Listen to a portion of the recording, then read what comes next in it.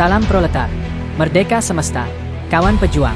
Benyamin Netanyahu, Perdana Menteri Israel selalu jadi bahan omongan.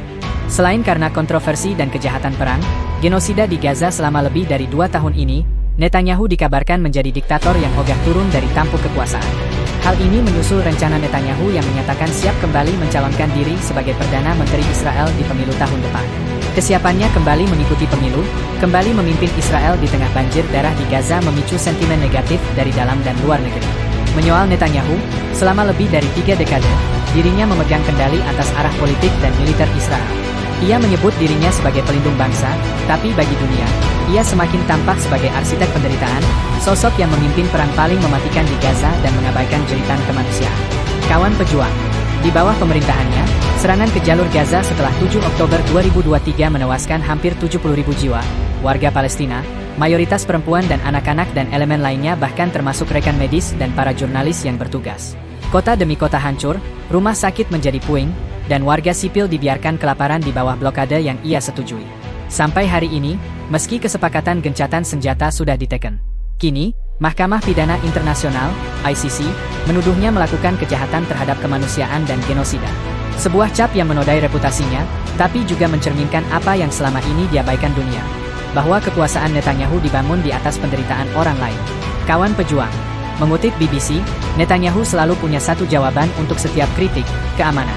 Dengan dalih melindungi Israel, ia membenarkan hampir semua tindakan militernya, dari serangan udara brutal hingga penghancuran infrastruktur sipil. Namun, narasi itu kini kian rapuh. Banyak analis menilai Netanyahu memanfaatkan perang bukan hanya untuk menumpas Hamas, melainkan untuk menyelamatkan karir politiknya. Saat rakyat Israel menuntut pertanggungjawaban atas kegagalan intelijen pada serangan Hamas, ia justru mengalihkan perhatian publik lewat perang panjang yang menewaskan ribuan orang. Bagi Netanyahu, kekuasaan bukan sekadar mandat. Ia adalah obsesi. Meski dibelit skandal korupsi, protes besar, dan tekanan internasional, ia terus berpegang pada kursi Perdana Menteri, bahkan mengumumkan akan maju lagi pada pemilu 2026.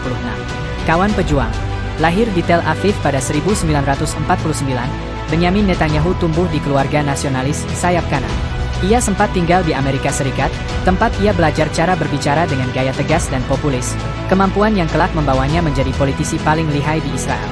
Ia bergabung dalam unit elit Sayeret Matkal, dan setelah kakaknya tewas dalam operasi Entebbe, Netanyahu menjadikan tragedi itu sebagai fondasi citra dirinya, seorang pelindung bangsa.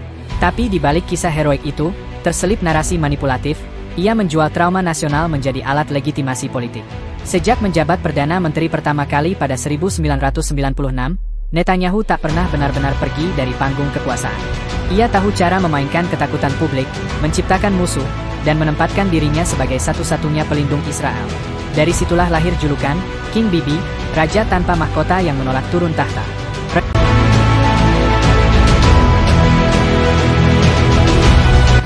Kawan pejuang, di masa jabatannya, Netanyahu berulang kali menghadapi tuduhan korupsi, suap, dan penyalahgunaan wewenang. Namun setiap kali hukum mendekat, ia selalu berhasil membalik keadaan. Ia menuduh lembaga peradilan bias, memprovokasi pendukungnya, dan membangun narasi bahwa dirinya korban konspirasi elit. Tapi skandal keuangan bukan satu-satunya noda dalam rekam jejaknya. Dunia kini melihatnya sebagai pemimpin yang menormalisasi kekerasan, mengizinkan perluasan permukiman ilegal di tepi barat, dan menolak solusi dua negara. Selama masa kepemimpinannya, puluhan ribu warga Palestina terbunuh, jutaan hidup di bawah blokade, dan perdamaian makin menjauh. Netanyahu bukan sekadar pemimpin yang gagal membawa solusi, ia adalah penghalang utama perdamaian itu sendiri.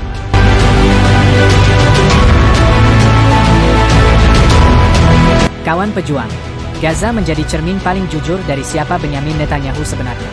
Di bawah serangan Israel yang ia pimpin, wilayah kecil itu berubah menjadi kuburan terbuka. Setiap gambar anak tertimbun reruntuhan, setiap rumah yang lenyap, menjadi potret dari kebijakan brutal yang ia sahkan. Bantuan kemanusiaan ia batasi, gencatan senjata ia langgar, dan setiap tekanan internasional ia abaikan. Baginya, perang bukan tragedi, melainkan alat politik. Setiap bom yang dijatuhkan, setiap blokade yang diperpanjang, adalah pesan bahwa ia masih memegang kendali, tak peduli berapa banyak nyawa yang harus dibayar.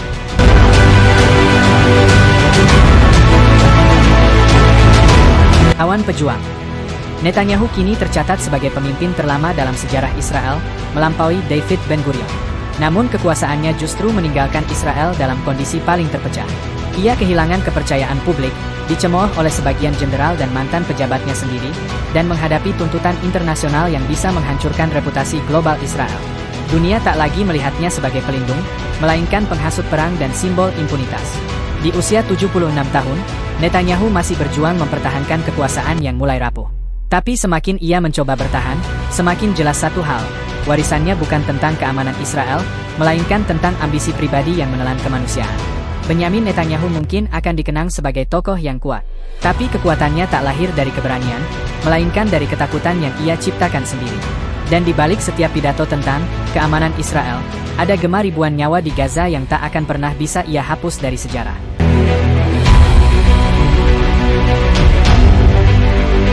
Kawan pejuang, PBB dan Komite Internasional Palang Merah, ICRC, menyerukan agar semua titik penyeberangan ke jalur Gaza dibuka. Hal itu agar bantuan kemanusiaan dapat dikirimkan secara maksimal ke wilayah tersebut. PBB dan ICRC mengingatkan bahwa bencana kelaparan di Gaza masih membutuhkan penanganan maksimal. Kedua lembaga tersebut berpendapat, saat ini merupakan momen tepat untuk membuka semua titik penyeberangan ke Gaza karena gencatan senjata antara Israel dan Hamas mulai diterapkan. Itulah yang telah diserukan oleh para pekerja kemanusiaan, termasuk ICRC, dalam beberapa jam terakhir, memastikan bahwa, karena kebutuhan yang sangat besar, semua titik masuk dapat dibuka, kata juru bicara, Jubir, ICRC, Christian Chardon, kepada wartawan di Jenewa, Swiss, Selasa, 14 Oktober 2025. Dikutip laman Al Arabiya, Jubir kantor PBB untuk koordinasi urusan kemanusiaan, OCHA, Jens Laerke, turut menyampaikan hal serupa. Kita perlu membuka semuanya, pintu penyeberangan ke Gaza, ujarnya. Terdapat setidaknya 7 gerbang penyeberangan menuju Gaza. Sejak 2007, hanya 3 gerbang yang dioperasikan, yakni Rafah, Beit Hanon, dan Karem Abu Salem. 2 gerbang terakhir dikontrol Israel, sementara Rafah dikendalikan Mesir. Kawan pejuang, Jens Laerke mengakui bahwa saat ini tidak semua penyeberangan berfungsi karena beberapa di antaranya mengalami kerusakan sebagian. Sementara pembersihan puing-puing di dalam Gaza dibutuhkan untuk memungkinkan truk-truk dapat melintas. Kami menyerukan agar itu diperbaiki agar dapat beroperasi. Kami mendorong semua orang, katanya. Laerke mengungkapkan, saat ini PBB memiliki 190.000 metrik ton bantuan yang siap dikirim ke Gaza. Badan pemantau yang didukung PBB, Integrated Food Security Phase Classification, IPC, secara resmi menyatakan bahwa Gaza dibekap bencana kelaparan pada 22 Agustus 2025 lalu. Menurut lembaga yang berbasis di Roma, Italia, tersebut, diblokadenya pasokan bantuan kemanusiaan oleh Israel menjadi pemicu terjadinya krisis tersebut. Selama 2 tahun perang yang dimulai pada Oktober 2023, agresi Israel ke Gaza telah membunuh lebih dari 67.000 warga Palestina. Belum lama ini Perdana Menteri Israel Benyamin Netanyahu menghadapi masalah gencatan senjata yang memaksanya menarik pasukan dari Gaza. Kini masalah baru lain bertubi-tubi muncul ke permukaan. Netanyahu dituduh terlibat sejumlah perkara hukum yang mencoreng nama baiknya dan menghancur leburkan reputasi Israel di mata dunia. Benyamin Netanyahu menghadapi sejumlah perkara hukum, baik di tingkat domestik maupun internasional. Saat ini, ia terlibat dalam 3 kasus korupsi yang terpisah di pengadilan Israel dan juga menjadi target surat perintah penangkapan dari Mahkamah Pidana Internasional, ICC, atas tuduhan kejahatan perang. Berikut ini rinciannya. Kasus korupsi di Israel. Sejak 2019, Netanyahu telah didakwa atas tuduhan penipuan, pelanggaran kepercayaan, dan menerima suap dalam 3 kasus korupsi terpisah. Proses persidangan ini dimulai pada Mei 2020 dan masih berlangsung hingga saat ini, meskipun kerap tertunda karena berbagai alasan, termasuk kondisi kesehatannya dan konflik yang terjadi. Teranyar, Netanyahu menjalani sidang lanjutan terkait kasus korupsi yang menjeratnya pada Rabu, 15 Oktober 2025, di Pengadilan Distrik Tel Aviv. Persidangan tersebut sempat tertunda selama sekitar 1 bulan karena peringatan Hari Raya Yahudi dan jadwal perjalanan Netanyahu ke New York. Kawan pejuang, berikut rincian dari masing-masing kasus. Kasus 1000, kasus hadiah. Kasus 1000, yang juga dikenal sebagai kasus hadiah, adalah salah satu dari 3 kasus korupsi yang menjerat Perdana Menteri Israel Benyamin Netanyahu. Dalam kasus ini, Netanyahu dan istrinya, Sarah, didakwa atas penipuan dan pelanggaran kepercayaan. Tuduhan utamanya adalah mereka menerima hadiah-hadiah mewah secara terus-menerus selama beberapa tahun, yang jumlahnya mencapai ratusan ribu dolar, dari pengusaha kaya Arnon Milchan, seorang produser film Hollywood Israel, dan miliarder Australia James Packer. Hadiah-hadiah tersebut dilaporkan termasuk kotak cerutu dan botol sampahnya, serta perhiasan untuk Sarah. Sebagai imbalannya, jaksa penuntut menduga bahwa Netanyahu memberikan sejumlah bantuan dan keuntungan politik kepada Milchan.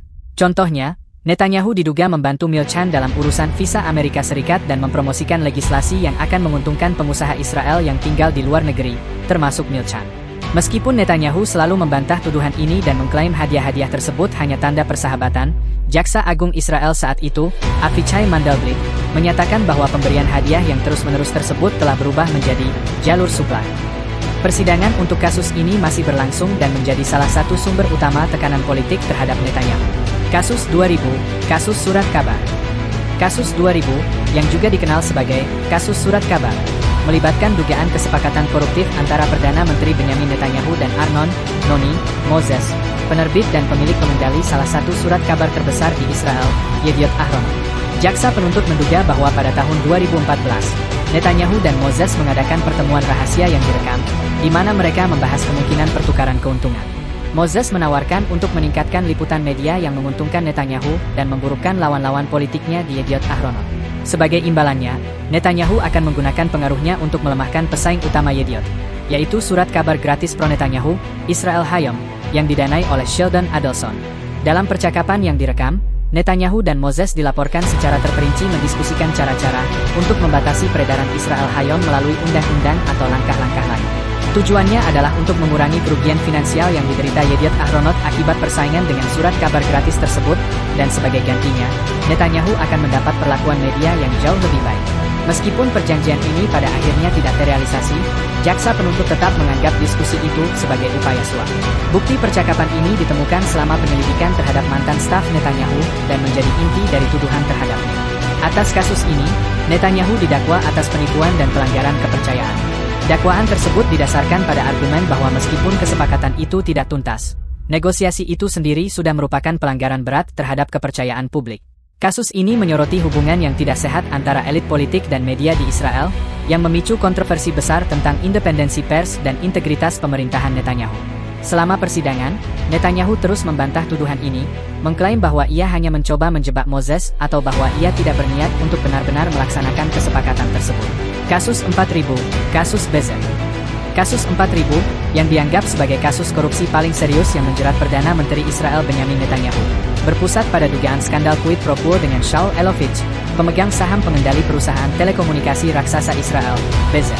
Tuduhan menyatakan bahwa saat menjabat sebagai Menteri Komunikasi antara 2014 dan 2017, Netanyahu melakukan serangkaian tindakan regulasi yang menguntungkan Bezek secara finansial. Imbalan yang diduga diterima adalah liputan media yang sangat positif dan menguntungkan dari situs berita Walla News, yang juga dimiliki oleh Elovitch. Jaksa penuntut menuduh bahwa hubungan, saling memberi dan menerima, ini membuat Elovitch mendapat keuntungan miliaran shekel, sementara Netanyahu mendapat perlakuan media yang diinginkannya. Kasus ini semakin diperkuat dengan kesaksian dari mantan ajudan dan pejabat, termasuk mantan juru bicara keluarga Netanyahu, Nir Hefetz, dan mantan Direktur Kementerian Komunikasi, Shlomo Filber, yang berubah menjadi saksi negara. Para saksi ini mengklaim bahwa mereka menerima tekanan untuk mempromosikan kepentingan Bezek dan memastikan liputan yang mendukung Netanyahu di Walla News.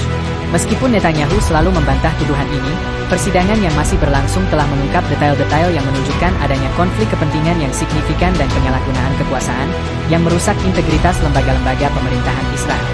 Surat perintah penangkapan dari ICC. Pada November 2024, Jaksa Penuntut Umum ICC, Karim Khan, mengumumkan niatnya untuk meminta surat perintah penangkapan terhadap Netanyahu dan Menteri Pertahanan Israel, Yoav Gallant. Tuduhan yang dihantamkan kepadanya adalah kejahatan perang dan kejahatan terhadap kemanusiaan yang diduga terjadi di jalur Gaza sejak 7 Oktober 2023. Dakwaan yang menjeratnya adalah penggunaan kelaparan sebagai metode perang, sengaja mengarahkan serangan terhadap penduduk sipil, pembunuhan yang disengaja, dan kejahatan kemanusiaan lainnya. Surat perintah ini telah dikeluarkan, dan meskipun Israel tidak mengakui yurisdiksi ICC, hal ini secara signifikan membatasi kemampuan Netanyahu untuk bepergian ke luar negeri. Netanyahu membantah semua tuduhan dan mengklaim bahwa kasus-kasus tersebut merupakan bagian dari upaya politik untuk menjatuhkannya. Namun, perkara hukum yang sedang berjalan ini terus menambah tekanan politik dan publik terhadap dirinya, terutama di tengah konflik yang masih berlangsung. Pejuang proletar. Terus ikuti berita terbaru dari semua platform media sosial kami: politik, hukum, sosial ekonomi, budaya, sejarah, hiburan, olahraga, opini publik, dunia, nasional dan daerah. Jangan lupa subscribe dan komen agar channel ini selalu memberi yang terbaik. Salama proletar. Merdeka semesta.